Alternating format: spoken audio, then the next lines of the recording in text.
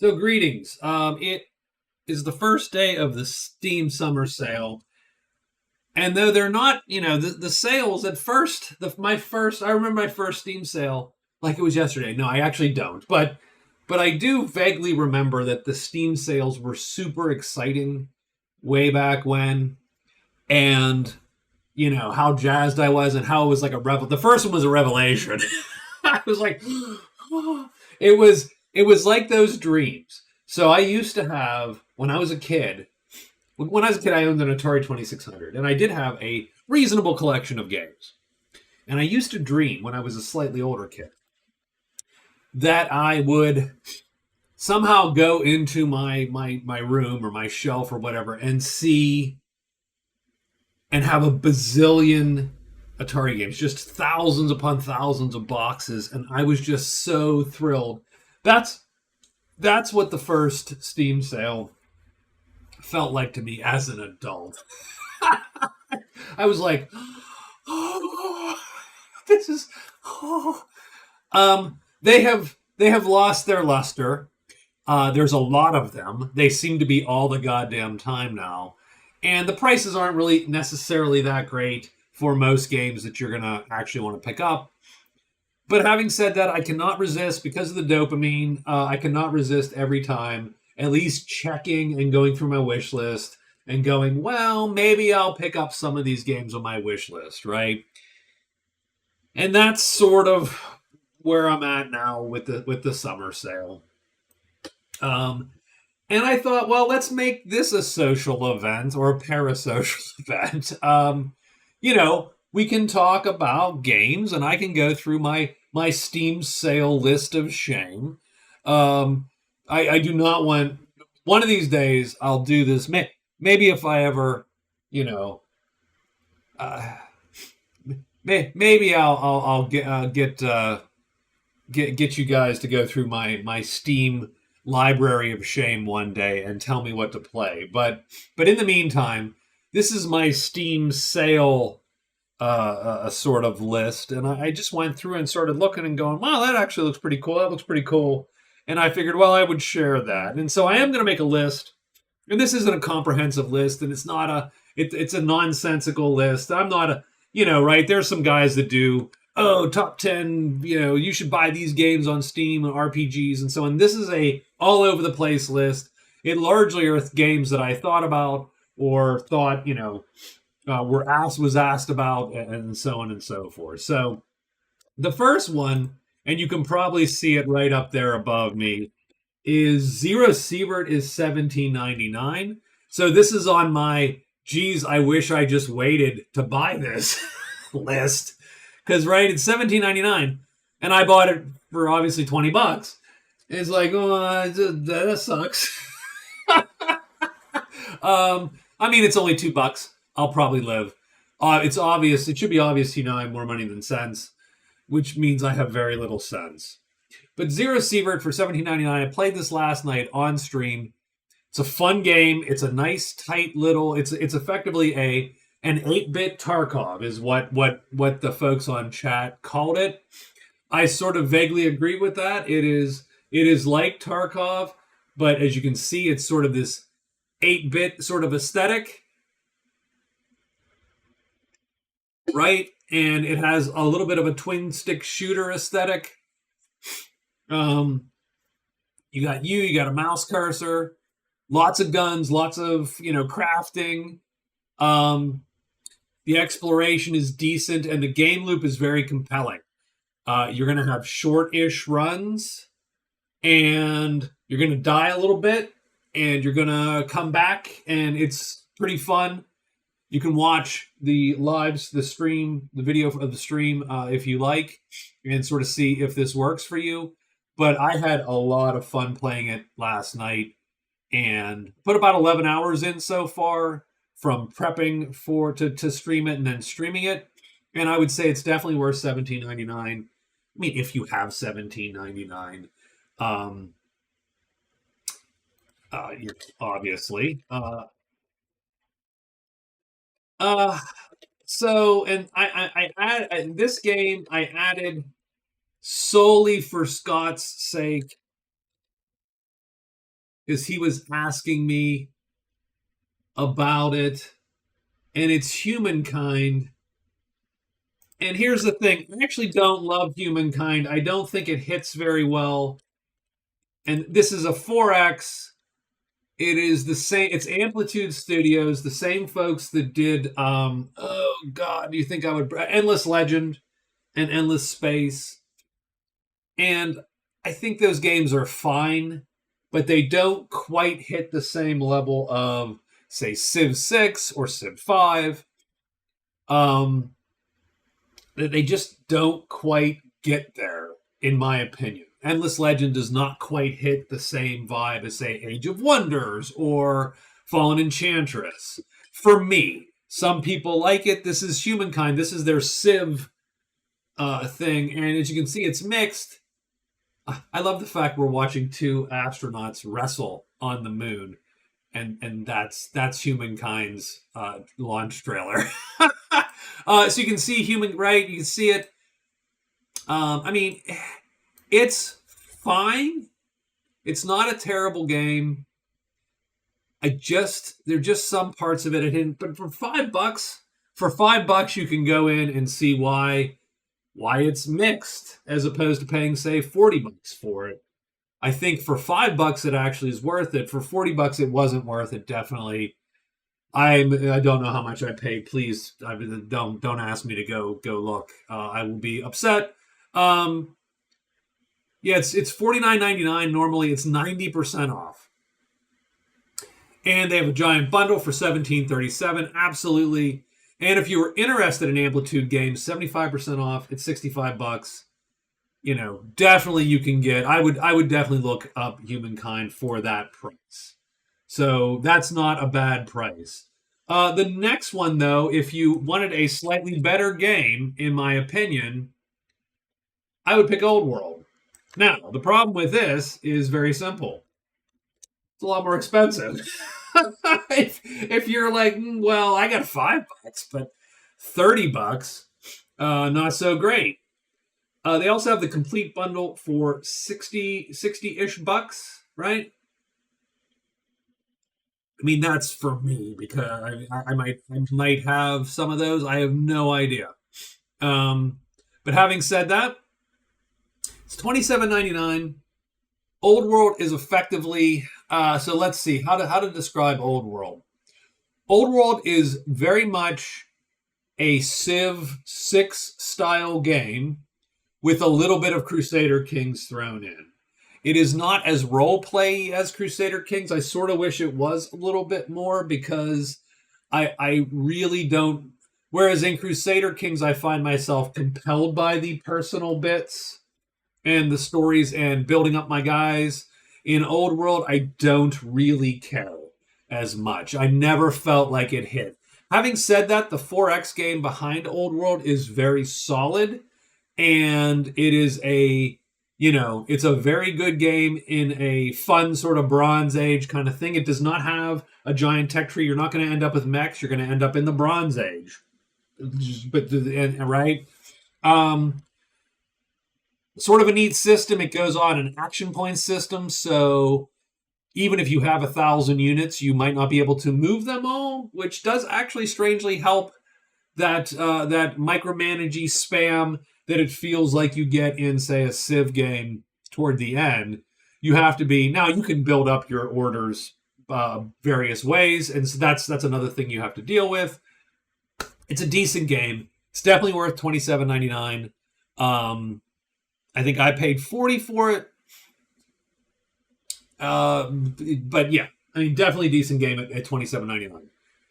But I mean, if I were going to look at between Humankind and Old World for $5 or $28, gosh, I think I'm going to go for Humankind for $5 because it's $5 You can hardly go wrong with for $5. So that's Old World and Humankind.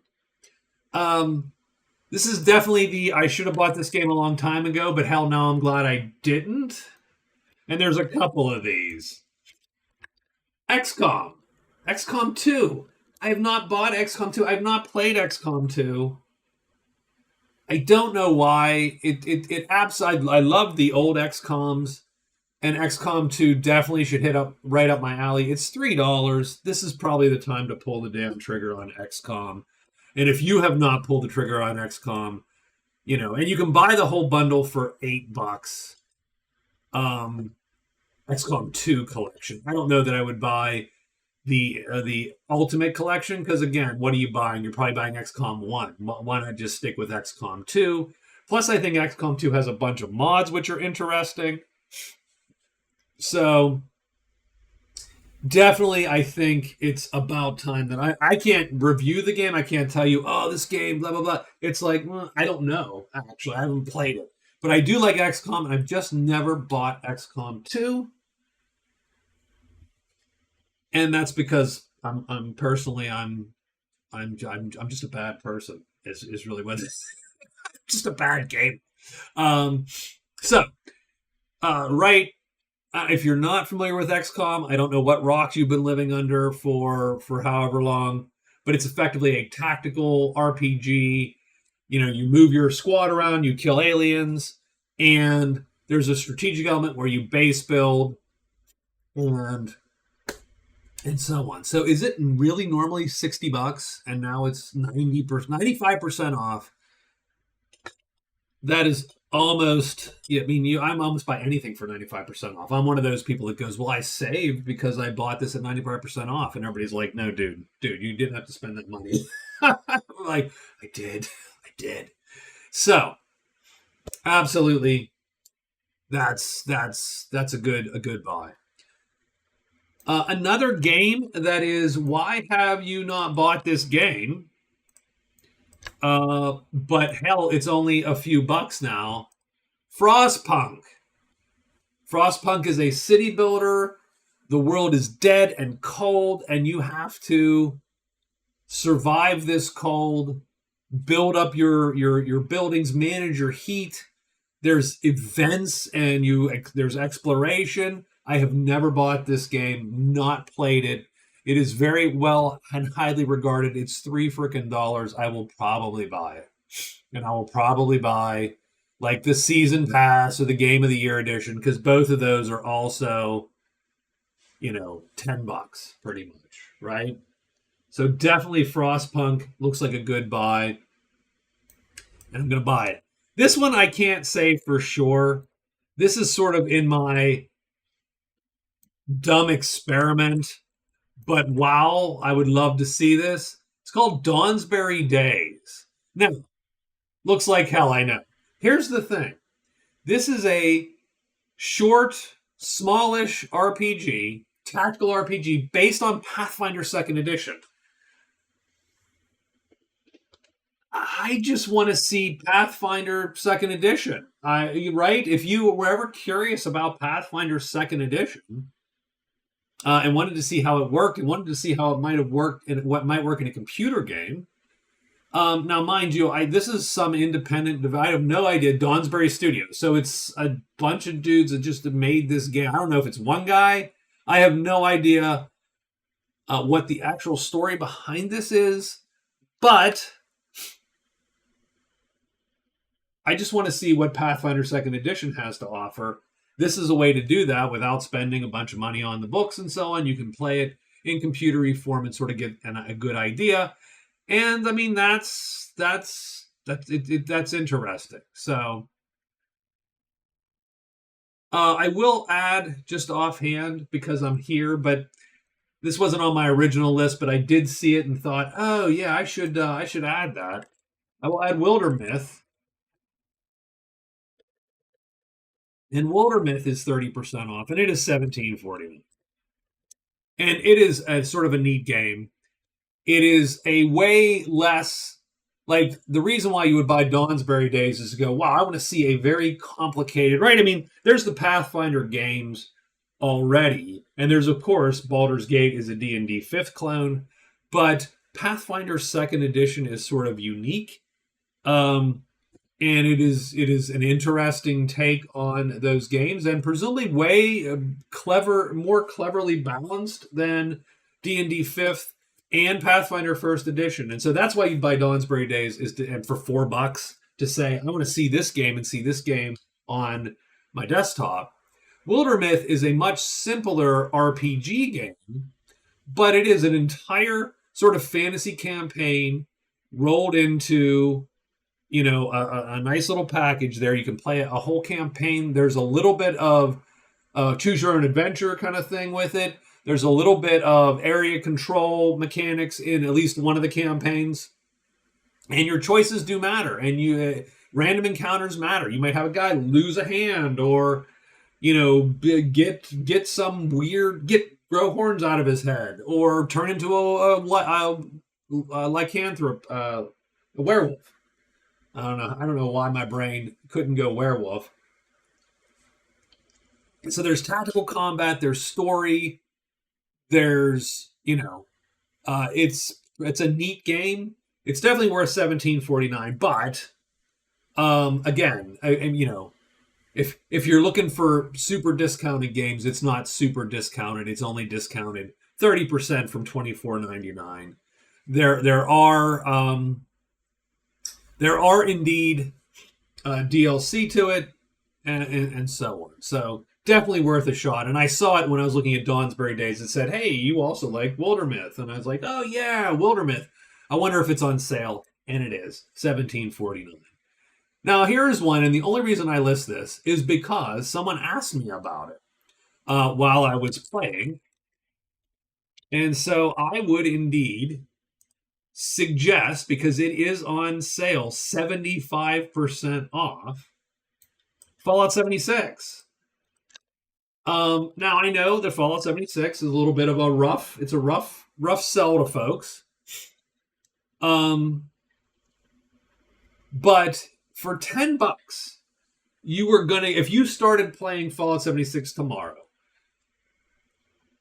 there are bugs, there are bad design choices, 100%. Some of that's been cleaned up, some of it has not been cleaned up. They just added a new, I would say DLC, but it's just an expansion, a free expansion. They just added a free expansion. There's a new map area. There are new quests. There is no... If you bought Fallout 76 today, you would get $10 worth out of it. I guarantee it. And probably a lot more than that. Even at $20, it would be fine. And even frankly, you could easily get, now it only says I have 29.3 hours on record. That actually makes no sense. I have a lot more than 29.3 hours on record. I don't know why that is true. Last 2 weeks, let me view my stats. Oh, I don't want to. I don't want to know all that. No, that was a mistake. Sorry. There we go. Anyway, it's worth $10. If you wanted to buy it for $10, you should buy it for $10. This is more of a blanket recommendation, but it's on my list, so I put it on your list. EU4, the latest Europa Universalis 4. I actually put the latest DLC on there. There's the King of Kings DLC or whatever it is, and it's $10.79. But all of the Paradox games are on sale at the moment. Here's what I'm telling you to do. If you own a Paradox game, go check out all the DLC, because if you're behind some and you want to get it for cheaper, now's the time to get it for cheaper. Most of them are on sale. The only one, sadly, that was not on sale, I checked. It was the latest for Stellaris Machine Age, which is still $24.99, which, geez, is supposed to be really good, but it's also really expensive. And I'd be like, man, I wait, if that came down at all, I'd have bought it. Having said that, this one's discounted. This is what I forget, King of Kings or something, or is it it's Winds of Change. No, there's King of Kings. I did not buy Winds of Change. So Winds of Change is actually not on sale, and it is mostly negative. They actually do. People do not like. People have a hard. People are angry about Paradox's DLC mode, but if you have a Paradox game, now's the time, obviously, to check out check all those prices and see sort of where they are. And if you don't have one of the games, now's the time to check and see, hey, maybe I can get in because I can get in fairly cheap, as opposed to $8 million or whatever it costs to get into a Paradox game nowadays. Those of us that buy them day one, we get to lose count and our memory fades. And so we don't know how much money we're spending on these damn things. Now, having said that, EU4 is like, what, 10 years old? I don't even know. Where is, let me look. Actually, there's a release date. Yes, it's 11 years old. So they have, this game has been going for 11 years, going strong. So they're definitely worth, so it's worth some consideration of these games, even if you don't agree necessarily fully with their DLC model. But this is the time to buy them. If you think, oh man, these DLC are overpriced, now's the time to get them. Check it out. Scott will never play this. He refuses. He flatly just tells me that he doesn't know what is going on in my brain that I'm playing these games. But anyway, nonetheless, so games that aren't as cheap as I would like, but I should still buy them because they are neat. Is that a category? Is that a category? Balatro. So I did play this I did play this a little bit on the demo. This is they call it a poker roguelike. I mean, it's not really a roguelike. You essentially have to make poker hands. Poker hands are worth a certain amount of points based on the cards you play and the hands you play. And as you go, you get to upgrade your deck. You get different jokers, and the jokers then will change how the scoring works and change the rules of the game. Every time you win by earning a certain amount of points in so many, draws, right? Because you have to earn so many chips and you have so many redraws. So you get a hand, you go, oh, I got to draw, and then you earn so many chips, right? You can get so many hands to earn what you need to earn. Every time that goes up, and it goes up fairly steeply, and so you're continuously being challenged to sort of figure out a strategy. And the strategy might be, I'm going to go for flushes, or I'm going to go for straights, and I'm going to get all the jokers, which upgrade that kind of thing. It's a neat game. It's fun. It is more fun than maybe it deserves to be, but man, it is just fun. So it's $13.49. I've been staring at it for $15, going, I don't know. Do I want to pay? Is it $15 worth? That's probably an insult, actually, because it probably is worth $15. But now it's $13.49, so maybe it's worth that. And so here I am talking about Balatro. Another game that I really think, oh man, I should get that game. I should get that game, but never get that game, is Shadows of Doubt. Shadows of Doubt is an immersive sandbox detective stealth game set in a fully simulated sci-fi noir city of crime and corruption. It is so the game procedurally generates crimes. You have to then piece together the clues. And don't get me wrong, I'm a little skeptical because, I think a lot of procedural puzzle games end up having the same types of puzzles and the same puzzles, and they're not really that interesting. My understanding is that this game breaks that mold and does a really good job of making these puzzles and the detective work fairly interesting. I don't know if the game's, it's very positive reviews, so people like the game. So that is good. And I have watched a video or two, and it did look intriguing. I don't know if it holds up over the long term. I just don't know. But I'm super fascinated by the idea of procedurally generating investigations and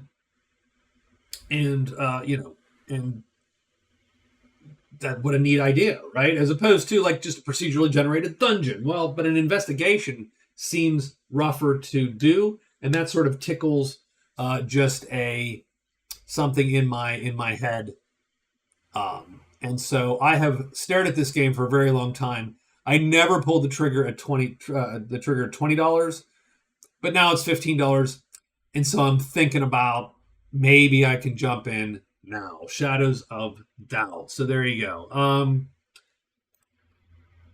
The next ones, I mean, I'm going to say are sort of boring. Not game wise, sort of boring, but as choices wise, I would argue they're sort of boring. And I'm just going to dump them all in one fell swoop on my little list here. And that is the Persona games, Persona 3, Persona 4, Persona 5, right? And Persona 3 Reloaded is Persona 3, which I have for the PlayStation 2, the original one. I don't have the Fez. So I never actually played the additional content. I only played the base game a long time ago. And so here's the thing. So Persona 3 Reloaded not only adds the content, but also gives you the vibe of Persona 5, which Persona 5 is, in my opinion, was it was a great example of really sexy UI enhancing a console turn-based RPG. If you've never played the Persona series, Persona 5 specifically, and you have a chance to, it is a really cool interface for a game, especially on console, and it's just menus. it's just menus, and somehow they make menus awesome, and it's almost embarrassing to say how like just that vibe of that game hits so well. Add to that I love sort of the vibe of, student by day, superhero by night kind of vibe that Persona sort of gives you, or superhero, student by day, solving supernatural mysteries by shooting myself in the head with a demon projector. And there's turn-based combats. There's a little bit of slice of life. Not quite dating sim. It's not really dating sim, but there are relationships that you can cultivate. And those relationships matter. They actually will add to your powers in game. So it's a very cool game. Now, I would argue that all of these are a little too expensive for me. But having said that, where the hell is it? I thought there was a bundle of all of them. Let me look real quick because I have it somewhere. Yeah, the Persona Collection bundle is actually what I would consider to be the good buy here. The bundle is all three of these games. And my understanding is they're pretty decent. And if you have like a Steam Deck, my son loves Persona 5 on the Steam Deck. Or you get the whole collection, Persona 5, 4, and 3. I don't know why I counted backwards, for $60. So for one video game, you get 3 classic console titles. Definitely recommend them if you have a Steam Deck. I absolutely recommend them because I think they'd be pretty fun on Steam Deck, and they were sort of meant to be played with a controller. But very good games. If you don't like turn-based JRPGs, I'm probably not going to convince you. But the sort of the vibe, the stories, I think are all pretty good. And the turn-based combat is decent turn-based combat, and it's definitely compelling. So I don't know. It's a phenomenon, and the music is freaking top notch too. In Persona 5 especially, the music's top notch. So in any case, there you go. Those are the 3 console games that I absolutely recommend. If you want a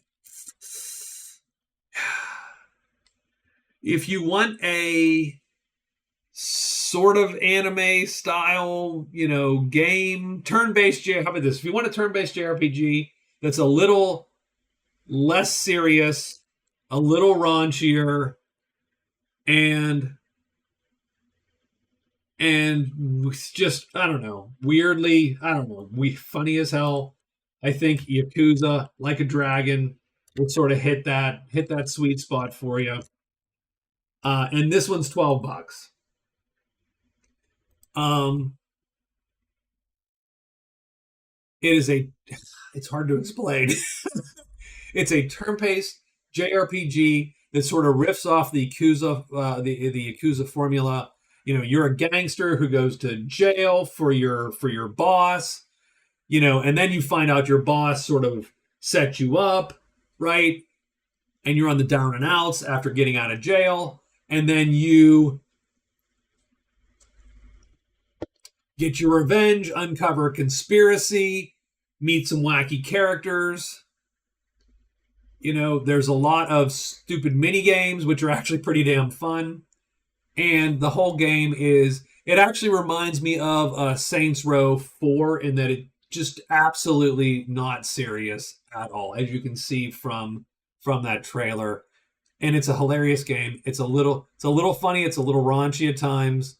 The combat is but it doesn't get in the way. And it is sort of fun, and there is some strategy to it that you can work. It has like a job system. So it has a lot of the JRPG sort of typical things that you would expect. I have gotten all the way to the very, very sort of end game, but I'm not super grindy about the end game, so I'm like, I'm good. But I'm almost completed this guy. I have 50 hours on record. Good game, $12, 100% worth it. And so coming sort of to the end here, we're talking about games that you can instead of buying the tabletop version and spending a ton of cash, maybe you should just buy this game instead. And Gloomhaven. I do not agree that Gloomhaven is one of the best dungeon crawlers ever made. I will say that right now. Having said that, Gloomhaven is a very unique deck building dungeon crawler. It is a board game. You might be able to see it, or maybe not, because maybe yeah, you can't see it right now. Gloomhaven is up there on my shelf, and it is a big $200 or whatever. I don't know how much it is nowadays, but it is a giant board game with a ton of minis and cards, and there's a campaign and so on. The whole game comes down to manipulating your deck, managing your actions. There's a ton of characters. They all play differently. You can play multiplayer. It's definitely a good, like, if I wish I had not bought the board game, and I wish I would have bought the Steam game, because the Steam game is going to hit my desktop before Gloomhaven hits my table, because it just saves you so much setup, right? You can just get in and start playing quickly, and that is a big hurdle playing Gloomhaven on the tabletop in analog. So if you're interested at all, or you have stared at Gloomhaven longingly across your game store shelves, you can get it for $14. It's worth $14 for sure. I don't have a ton of hours. I have not yet really dug into this. Scott and I played a couple times together. I'm not good at it, but I still recommend it at $14. Another game that I definitely recommend at the price point, and this is a different game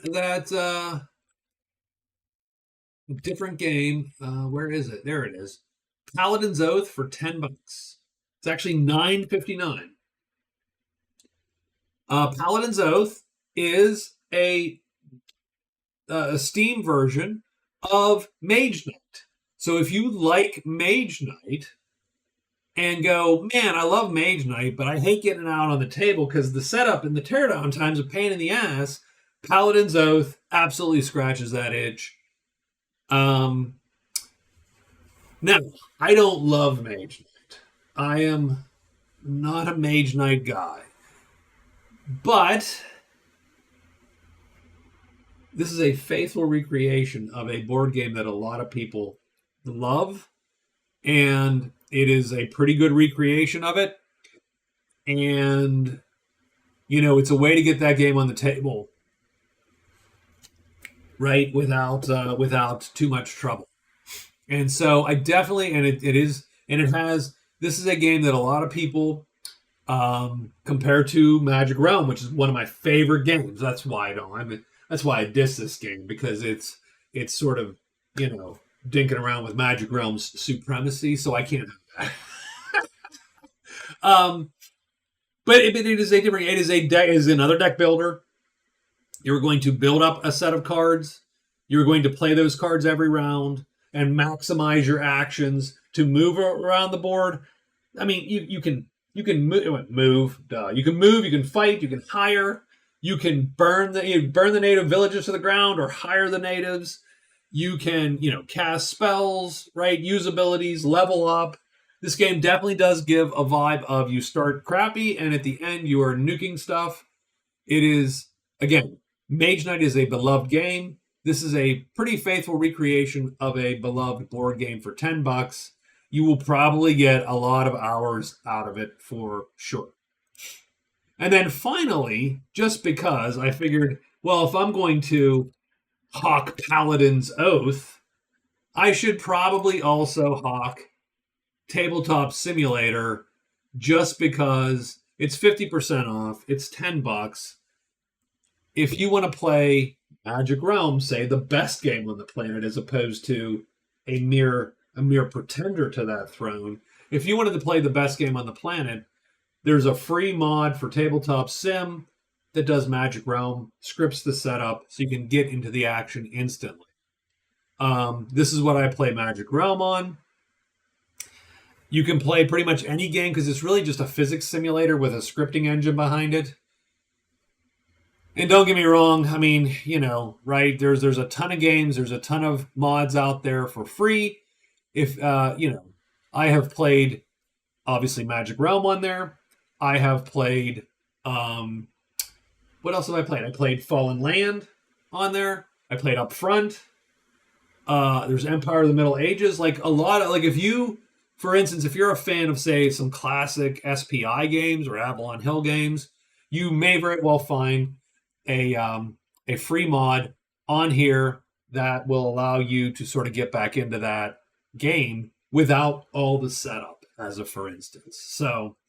So that's where we're going to end this. Was this video worth it? I don't know. Probably not. But I was checking out. I'm probably going to pick up, to be honest with you. I'll probably pick up XCOM. I might pick up Frostpunk. And I am considering, God help me. I am considering Balatro Shadows of Doubt and the collection of the Persona games. Having said that, I'm not going to probably get all of them because that sounds like a ton of cash all of a sudden I'm dumping. So I don't know. Tell me what you bought. Or if you have other suggestions, tell me what you got. I'm all for it. I will talk to y'all later. Thank you very much for humoring me. And I'll see you later.